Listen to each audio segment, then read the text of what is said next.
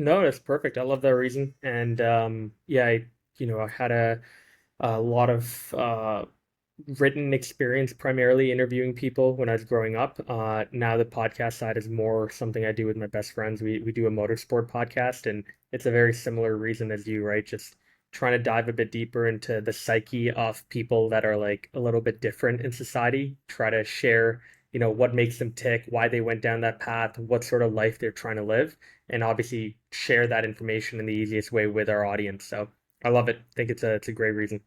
Nice, man. Well, let's start with F1 then, because you talk track Yeah. limits. Fellow podcast host, you're wearing your Mercedes hat today. Yeah.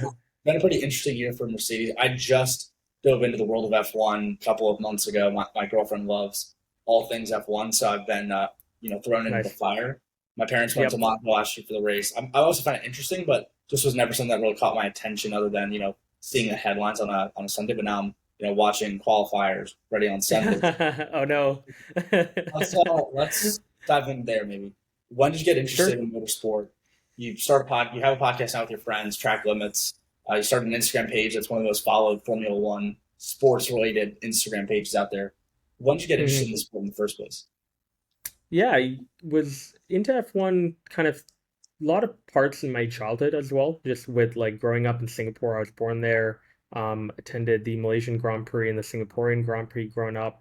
It wasn't like I was obsessed in any way about racing cars or Formula One, but definitely like my father and my brother especially were really into it. And back in the day growing up, it was typically Schumacher who was winning races in 2005, 2006. It was Alonso that was winning races. Some names haven't changed. Obviously, Alonso's still on the grid even in today's world, which is pretty crazy. But when I moved to Canada, I think that's where I got more into like hockey and basketball and more like North American sports. I was also playing cricket a lot with my brother.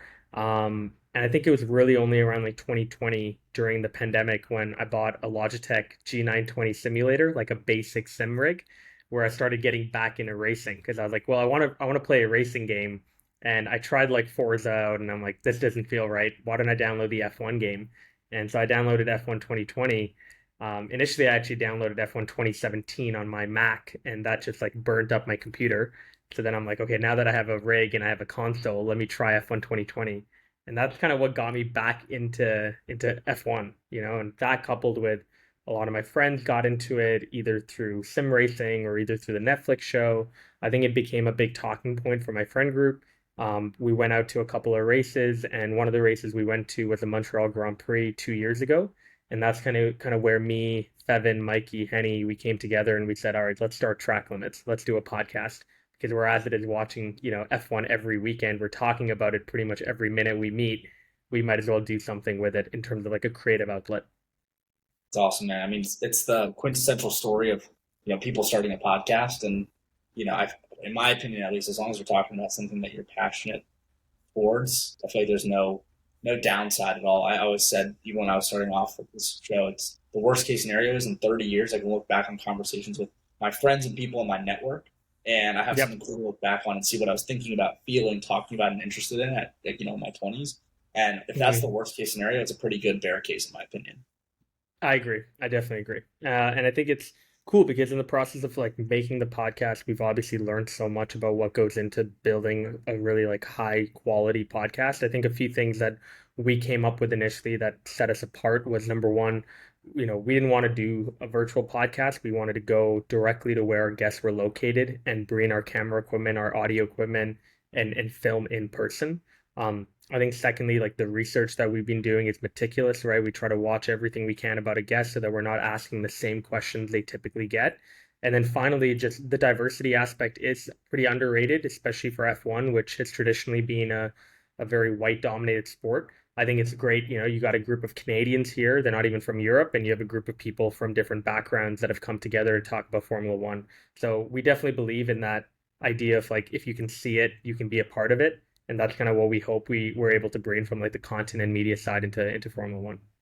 I love it, man. Yeah, and like I said, there's so many cool ways you can go with it, and it's been interesting to watch your all's journey of pretty slow and steady, I'd say, respectfully, in that you guys are doing it Yeah, right. You're not rushing to pump out episodes, but to your point, you're getting the camera, you're getting the full AV setup to where you're going and having the high quality, high caliber episodes as opposed to just trying to fire out episodes, a quantity or a quality versus a quantity game. Yep, exactly, exactly. We also are like really happy because, I think people respect that. Like they respect the fact that we're not just trying to churn out an episode every 2 days, but like, we're typically sharing one guest episode a week, one race reflection episode a week.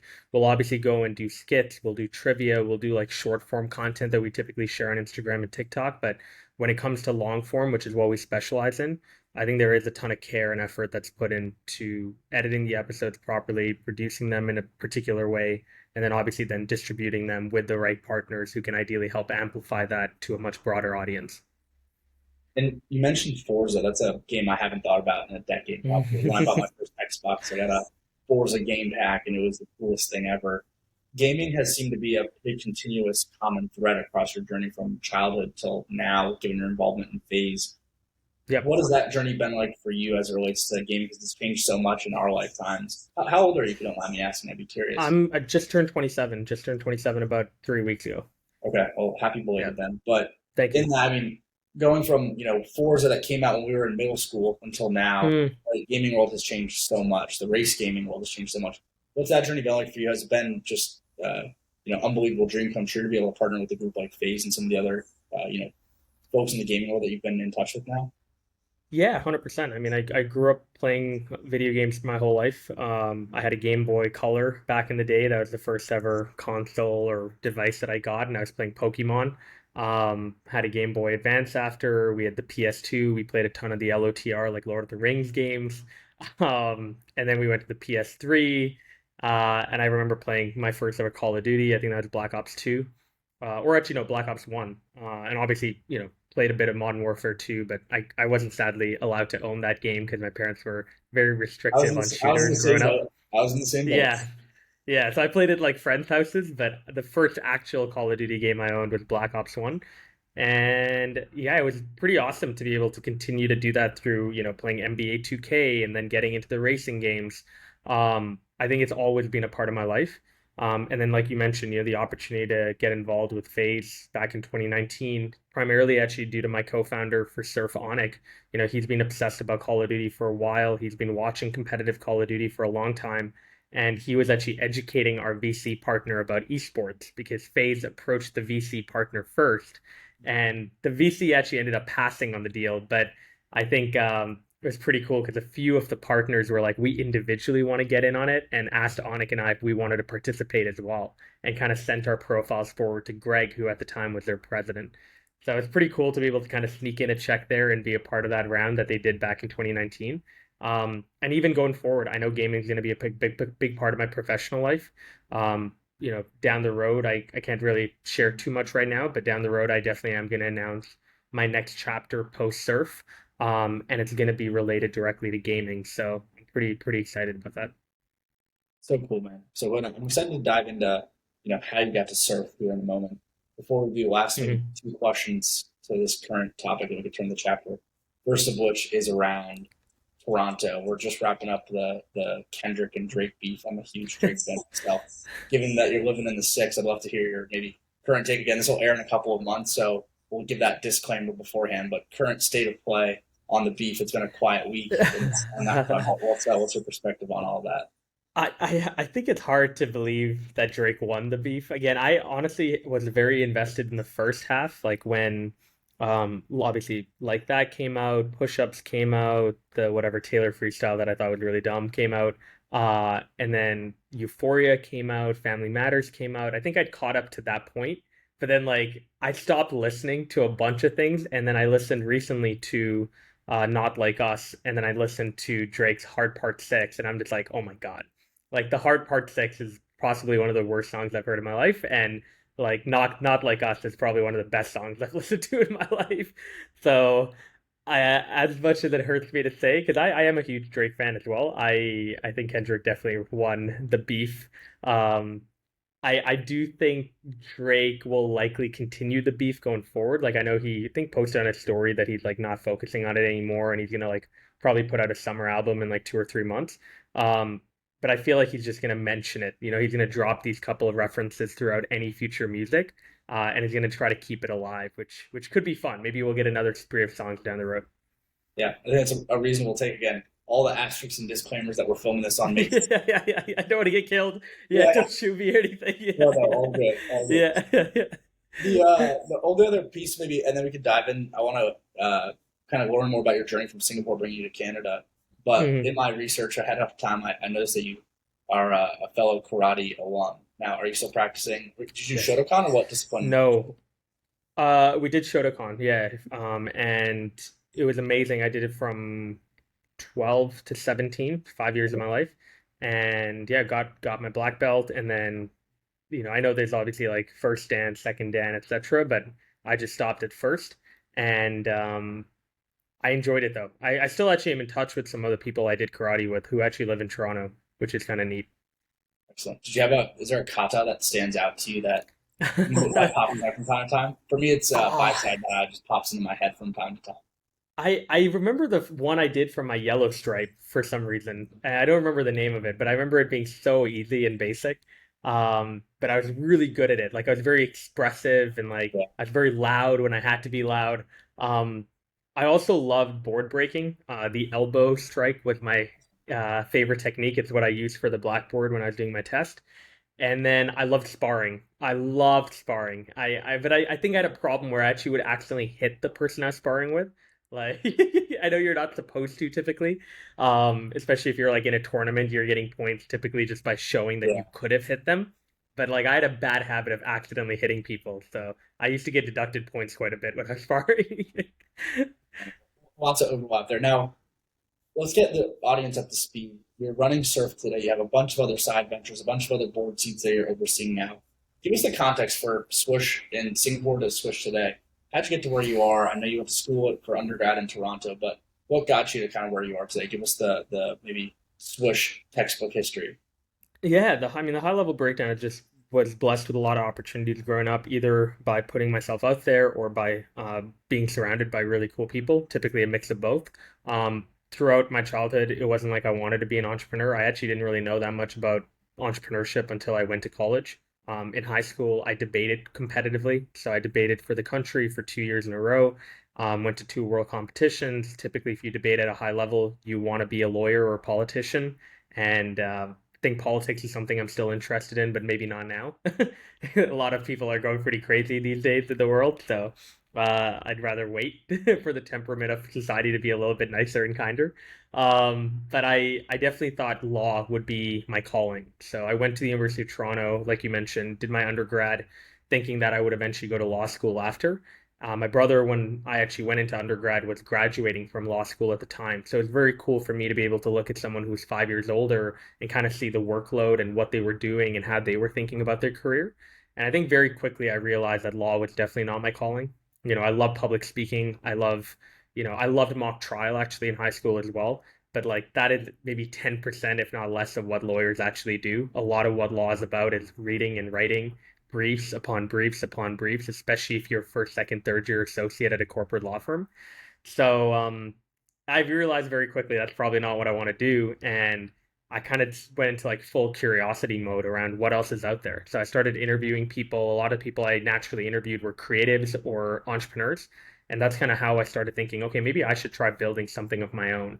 After my second year of college, I had the opportunity to work with my friend Elliot. He had built his Instagram account at Dunk on Instagram, and he convinced me to move out to New York. I moved out to New York for the summer after my second year, ended up actually dropping out of school altogether and living in New York for a year and a half.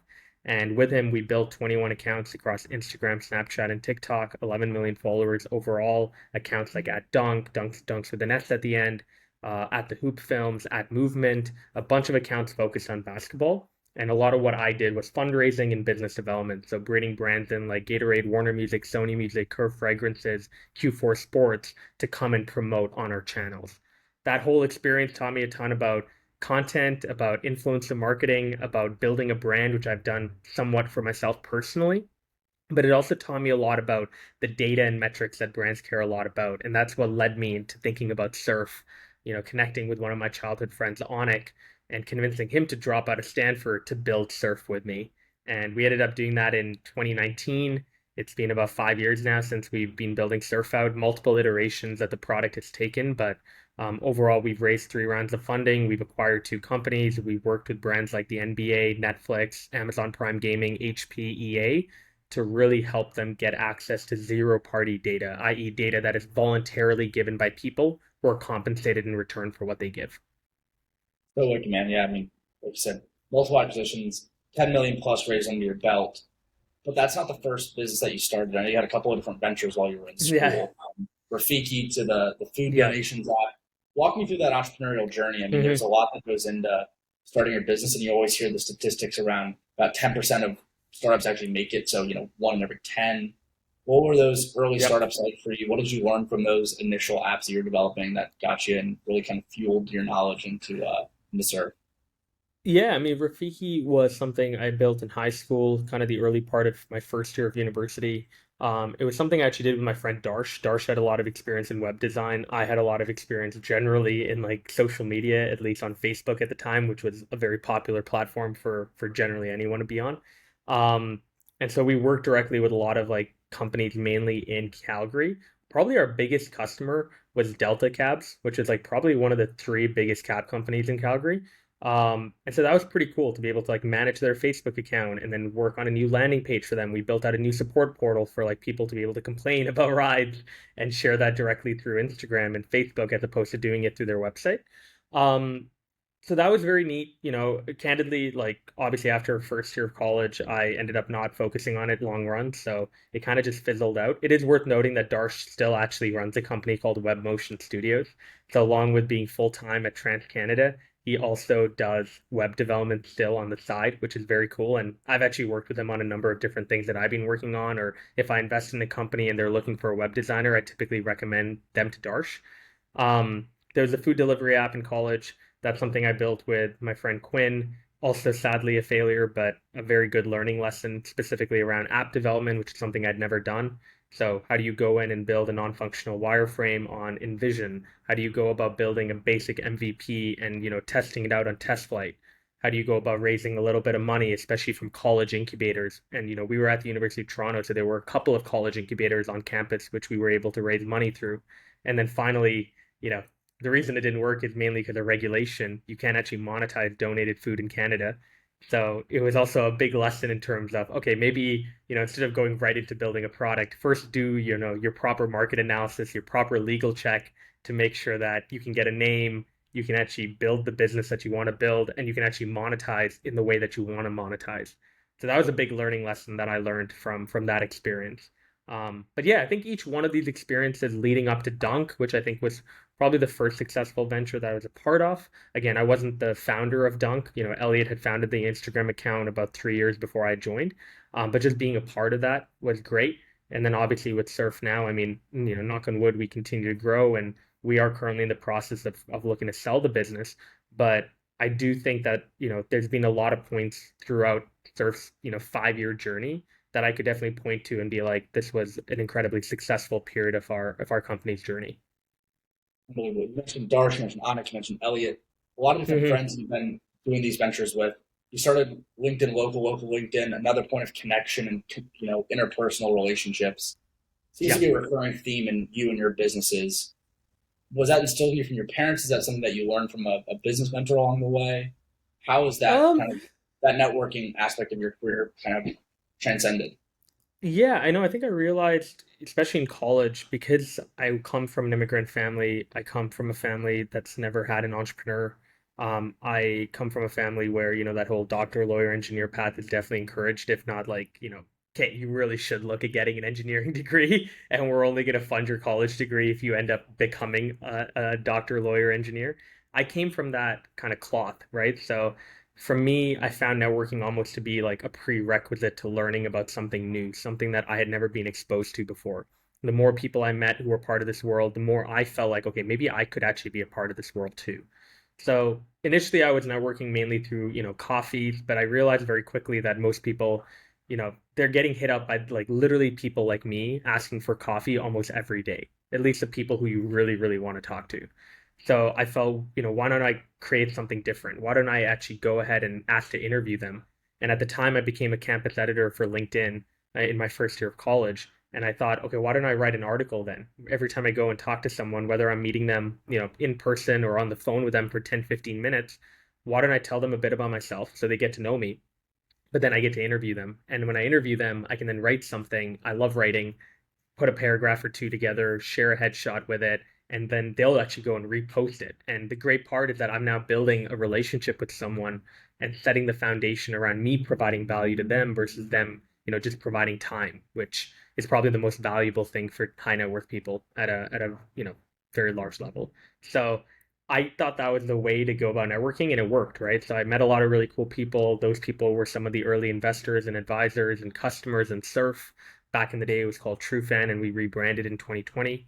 And that I think allowed me to then start thinking about, okay, well, if I'm going to get into speaking and if I'm going to get into like wanting to share my passion for LinkedIn, for example, how do I do that at scale? Okay, let's do a meetup. Let's do a meetup every month. Well, actually, let me just do a meetup anywhere I'm speaking. Oh, I'm speaking in Mumbai. Well, let's do a meetup the next day after my talk. Find someone local who can help organize it with me, and I can help promote it, and we can go ahead and build something pretty cool here. So that's where like even LinkedIn Local was born, right? I was doing meetups. There were three other people doing meetups in other parts of the world. We all got together and we said, let's build a collective movement here called LinkedIn Local and try to allow people to build their meetups under that name. It was a nonprofit. I never made money on any single meetup at all. And I think I've hosted like 47 or co-hosted 47 meetups now to date. But it was just a great way to be able to meet my community, get to know people who I'd never even seen or met before, but I kind of knew them virtually and kind of be able to build a more intimate relationship with them after. Now, during that journey, you were working with Elliot and building out the different platforms with Dunk and Dunks. Yep. You were having a couple other side ventures at this point. At what point did you decide to go all in on surf? Was that, what you woke up in the morning thinking about, went to bed thinking about? What was that kind of Yeah, journey like transitioning, part time and thinking about it to full time? exactly. It's a good question. I mean, I was at Dunk, and yeah, like while I was at Dunk, I got an offer to write a book, which I accepted. I got signed to Speaker Spotlight, so I was speaking a lot more, and it was cool because I got to intertwine a lot of my work at Dunk with the talks that I was giving. I wasn't really investing a lot of my money, so that wasn't really a big thing at that time. Yeah. But I definitely was posting a lot on social media personally as well, especially on LinkedIn at the time. So yeah, there was a few things going on, and I think it was more in 2019 when this idea for TrueFan and obviously later became Surf came about, and I was talking to Onik about it. I think at a certain point we both had so much conviction over the idea that we decided to go in on it. And obviously, like, it's just hard to describe. Like, you really are just forced to make a decision at the end of the day, like especially in 2019 to 2020, and then definitely when the pandemic hit. I don't think there was any way for us to build a business without being really like 99% locked in on it. I think after the pandemic, when things started to, we had a team, we'd raised enough money, we already had a proper process now built for like sales and customer success and marketing and finance and HR, and everything was properly established. That's when you can kind of, take a little bit of time off to do other things.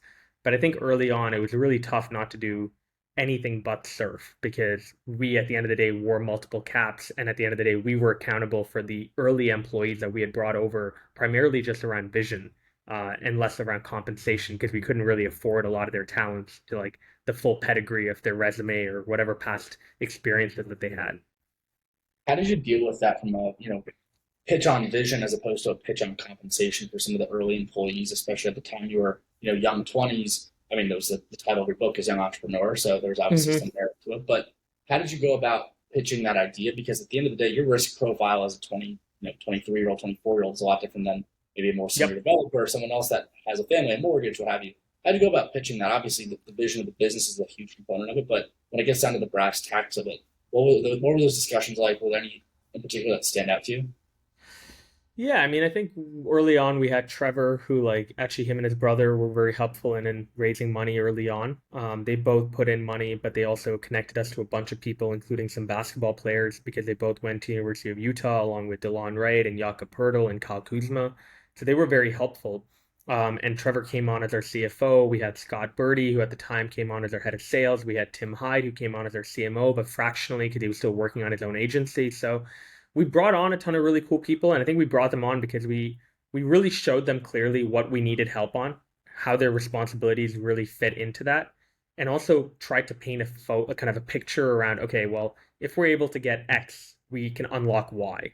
And if we are able to unlock Y, here's the type of path we're going to be on in hopefully 5 to 10 years in terms of the liquidity event is going to be X or it's going to be Y in terms of an IPO or it's going to be a sale to XYZ company. Obviously, and I think you learn this more just by growing up. Anytime someone pitches you a growth story, 9 out of 10 times, if not 10 out of 10 times, it doesn't actually unfold in the same way that they're pitching it. But I think it's always good to have, people share the vision because sometimes a lot of people get into opportunities and don't even know where it's ending up. Like, what is the goal? What is the finishing line? And if you can't explain that to someone in a very simple way, you probably haven't thought about it yourself. And that obviously is a big red flag for anybody. If I was going to go work for someone and they couldn't tell me where we're headed in terms of this long goal, 5, 10 year goal, I probably would feel less comfortable working there in the long run. So maybe turning that question outside of the IPO or some sort of liquidity event, whether it's an exit to another to a private equity sponsor or a strategic. What's the 5, 10 year vision for Surf in your seat right now? Well, right now we again we're very now all in on selling the business, Yeah. and I think we're going to focus it primarily not on the private equity side, but more around like strategic competitors. We have a few that we know of specifically in North America that have been interested in acquiring us for a couple of years. So the conversations have definitely gotten started. We started about a month and a half, 2 months ago. We've made really good progress thus far, and we're hoping to be able to, by the end of the summer at least, wrap that process up and share some pretty good news. It doesn't, by the way, it's not, you know, who knows, maybe I'll also continue working at that acquiring company, right? Yeah, I hope a lot of our employees will be carried over because I want to make sure that at the end of the day, we continue to push this vision along because I don't see like mission accomplished. I don't see that as something we've done here. I think we've done a good job of setting the foundation for an equitable economy in terms of people actually getting compensated for data they share that is valuable to other people. But I think there's a lot more we can do. So I'm hoping that whoever does end up acquiring us sees that as well, wants to potentially retain talent, retain our product, continue to help our investors see the broader journey that the combined entity would have, and allow us to move forward on making this even bigger and better. Well, and building out this business today, there's a lot of different, you know, end markets that you guys are selling into, a lot of customers Hmm. from other verticals. I know you have interest in motorsport, you have interest in wearables, you have interest in philanthropy through your work with Len, and even from the food share app you built out in school. Is there a particular Yep. maybe sub vertical or vertical that post Swish when, or I'm sorry, post Surf Swish when it's way off in the distance, that a sub vertical that's really catching your eye that you're interested in diving more into maybe Uh, in your 30s, 40s? Ooh, that's a good question. I mean, I think general themes, Web3 gaming for sure. I think Web3 is interesting. I think Web3 gaming makes a lot of sense, and to me, it's inevitable. Like building a game that people spend time and can potentially earn from. If anything, it's actually quite analogous to what we built with Surf, where like you're browsing the internet, you might as well get compensated for it. It's a very similar principle to like, well, you're as it is gaming and you're grinding and you're trying to earn things, you might as well try to earn a little bit of money or maybe some level of a token that as a community you can rally around and feel proud to be a part of that community to a much deeper level. I also like the fact that like if you buy skins, for example, from a game, you should be able to hopefully take those skins and do something with them. So like sell, buy, trade them on a marketplace so that you're not just buying something from a game and can't ever use it, especially when the new version of that game comes out. So I think Web3 gaming is interesting. I think music is very interesting to me, like on a personal side. I haven't candidly been able to spend too much time in recent months, but definitely last year there was a lot of months that I spent, especially in the first half of 2023, playing music, trying to understand the world of music, the business of music. So that could be something interesting to look into. And then even politics, like I mentioned. I think it's inevitably going to be something I do. I don't know, at what level or when, but I want to get involved in it. I know that for sure. And I think for me, what's going to determine when I get into it is whether I'm truly called to the issues that I want to serve. I think too many people get into politics just willy nilly. I think for something like politics, where it is so much about civil service and it is so much about giving back to people, you need to go into it with the right intentions. You need to be called to something. So I've had inklings of that. I've had definitely moments where I get very flustered and angry and like, what the hell are they doing? Why can't they do things this way? But I haven't had that fire last and it's not been sustainable in my heart. So I'm waiting till I'm called properly to certain issues that I want to speak up about on a bigger level. Super interesting. Now, do you think, as you're down the road, whenever it might be, sunsetting your time at Surf, do you think that you'll want to stay in this world of web browsing and in software broadly, or do you think that obviously Web3 is a component of that, or a component of that? Do you think there's ever a circumstance where you're just going to unplug and detach and go sit out on the beach anywhere and retire? Do you think you're just Absolutely going to, not. yeah, No, absolutely not. I do think, my next role likely will not be in the capacity of being a founder, which I'm very happy with because, if I was to go and let's say I'm a VP of marketing or a head of marketing somewhere, I actually think that allows me to flex my muscles more. Again, my muscles are very much around marketing and growth, less so even around like fundraising. I don't think I'm the best fundraiser in the world. I think I'm decent at it, and I've obviously done it quite a number of times now, but I don't get a lot of passion from fundraising. right? It's not something I wake up and I'm super excited to like get on 10 pitches today. So I think that'll be helpful. And then also it's worth noting like, let's say I continue to stay part-time at Surf while being the head of marketing somewhere new. It isn't like I don't already have a founder hat, right? Like along with my co-host at Track Limits, we wear a founder hat already. So I already get kind of my rush from being an entrepreneur and being an inventor or being a builder from Track Limits, and I can continue to get that from Track Limits as I grow the podcast with my co-hosts and business partners. I talk about that all the time. And when I was kind of scratching my head, I was between ventures when I started this show last year, and Mm, I was like, this is going to be a good way to pass the time and feel like I'm not just sitting on my hands while I wait for the next idea to come to my head. And then I woke up, yeah. I picked my head up 6 months later. I'm like, oh my gosh, I have a full fledged business in front of me. I'm doing the marketing, I'm running the finances, I'm doing business development to try to get new guests on. Hmm. And so totally Hmm. resonate with that. Obviously, you all doing it on an entirely different scale than I am, but it's a pretty remarkable reflection and looking back of, hey, there's a full on business that you're running here. It just doesn't. It has a little bit of a stigma to not really be a business. It's more of a creative endeavor, which we talked about earlier. There's so many different forms of creation. Yeah, 100%, 100%. But no, I think that would be good, and it's not to say that I would never be a founder again. I think I would, but I also, again, similar to how you think about writing a book or how you think about getting into public speaking or how you think about building a business, you need to, again, be called to it, right? So I don't want to force another idea, especially now that I know that, when you come up with an idea, you probably have to be married to it for at least 5 years, if not longer, 5, 10, 15 years. It's probably good for me to take my time, get more work experience, figure out some other aspects of my life that maybe I put on kind of the back burner, especially on the personal side.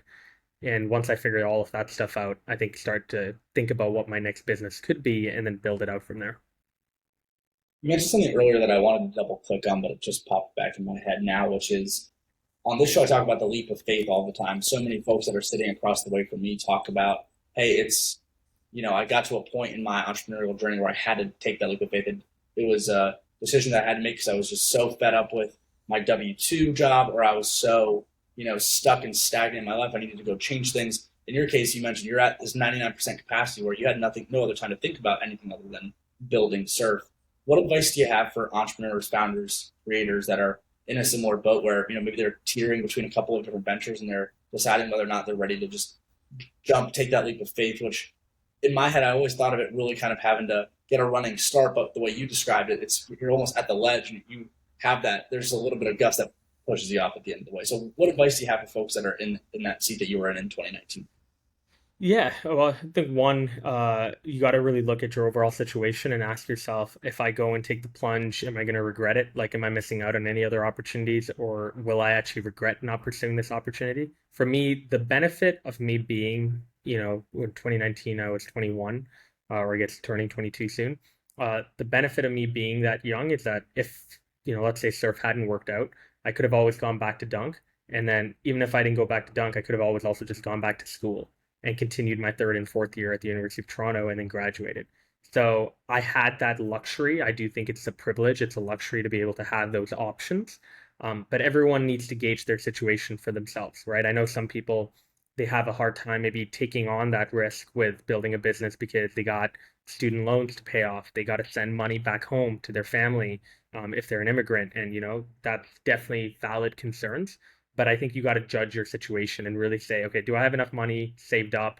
if I do, how many months can I really give this a shot before I have to make a decision on whether or not I continue or whether I go and do something a little bit more stable for the time being. So that's really how to think about it. I will say one thing is like when you're earlier on, like I think you touched on it before, when you're in your 20s especially, you do have a unique advantage in the fact that you don't have typically kids, you're not married, you don't have a mortgage, you don't, typically you don't have the restrictions that come with building a family and kids and all of that. So, um, I do think your 20s is a great time to take some of those bigger risks because, again, in the worst case scenario where it doesn't work out, the repercussions and consequences maybe aren't as severe as when you're in your 30s and 40s. I think it's great advice, man. And let me ask you this as we round out here, because I feel like just in our 30 plus minute conversation here, we think about things pretty similarly. And in my Hmm. head, a lot of the guests, my dream target guests, it's a matter of when and not if I'm able to have them on the show. Just if I stay consistent, continue to Hmm. build network properly, and I'm sure you feel the same way about track limits and even just Yep. trying to go and get in front of an investor. That said, some people are incredibly difficult to get in touch with. Is there anyone that, Hmm. even in your expansive network, whether it's through track limits or an adjacent F1 fan or whatever it is that you haven't been able to get in touch with that you and Henny and the rest of the group are, circling in that would be a dream guest for 24, 25 or beyond? Dream guest for track limits. Well, there are a few. I think one, and I wouldn't say these are unattainable though, because I feel like we now know who we know, if that makes sense, and who could 100%. connect us to certain people. Like we kind of see the, 1, 2 degrees of separation that potentially could allow us to get these guests. But obviously, number one is Lewis Hamilton. I mean, he's tough because typically, you can go through the team, but most of the time with drivers, you can actually go through their manager, but it's very hard to find the management company behind Lewis Hamilton and who his manager even is. So um, that I think would be a great dream guest to get on, and probably one of the most unattainable guests for us right now. Um, there's another person. His name is Adrian Newey. He is a legendary designer. He designed pretty much all the modern Red Bull cars that you're seeing dominate in F1 today. Is he the one Um, whose contract is expiring at the end of this year? yeah, and he's leaving the team. He might actually be leaving F1 altogether. He's going to be focusing on the hypercar, which is his final project for Red Bull before he retires, or maybe he'll join Ferrari. Who knows? But there are a lot of rumors swirling around. But he would be great to bring on because I think the episodes typically where like Kenny and I learn the most are the ones that are incredibly technical, where you're talking to someone that is like obsessed about like brake ducts, like or they're obsessed about the suspension of cars and you're like, wow, your entire life revolves around like this piece of rod that you love the way that it's positioned in a car. Like, tell us more, and that sort of excitement and that sort of passion that they have for like a very small aspect of a design or the small aspect of the car is kind of what rubs off on Henny and I. So I think more episodes that are technical would be great because, we have a ton of drivers that have come on in the past, and it's not to say they're not great, they're amazing. But the ones where we have come off and said, "Oh my God, I learned so much," are typically those really deep technical interviews that we do. Makes a ton of sense. Are you familiar with Andrew Schultz, the comedian? Yes, yeah, yeah, 100%. It was interesting. He was on his podcast Flagrant a while back talking about how he went to the Taylor Swift show. And this is Mm, a weird adjacent story, so bear with me. But he was saying how not only was Taylor Swift unbelievable in her concert, her prowess, her ability to capture a stadium of 90,000 people, but the dancers, the lighting people, the audio, the effects, they were the Taylor Swifts of those respective fields. And it's something that I right. found so cool about F1 is that the engineers in the garages, they're not just they're the Max Verstappens of suspension or Yep. tire physics or whatever it is, which you don't necessarily have in a lot of fields because it's just so granular, so niche, and I find it so fascinating. Yeah, no, it's incredible. The people think it's just about the drivers when it's really not, especially Formula One, right? It's not a spec series. All the cars are different. So yeah, the drivers make a huge impact, but if anything, like give the best driver on the grid the worst car, and they're not going to bring it to position one. You need to have a kind of good harmony, a good marriage between a good driver and a great car. And the great car starts back at the factories that these cars are produced at. And you typically never even see the work that a lot of these people at the factory do. All you see is the end result, which is pretty incredible. It really is, man. It really is. Well, Swish, I'm so grateful for your time. Where's the best place for folks to get in touch with you to follow along with your journey for those who weren't familiar with you before this episode? Sure. Yeah, if you want to reach out to me personally, Instagram at GoSwish or LinkedIn, Swish Goswami. If you want to check out the podcast, it's at Track Limits on Instagram. And otherwise, yeah, I'm very, I try as much as possible to check my DMs. I like to think I'm an approachable person. So reach out if you listened to the episode and enjoyed it, or if you had any comments, thoughts, feedback. Would love to hear it. Awesome, Swish. Thanks so much, man. Appreciate it. Thank you. If you've been enjoying R4E, the Reason for Everything podcast, please be sure to like, follow, and subscribe on all platforms or wherever you get your podcasts.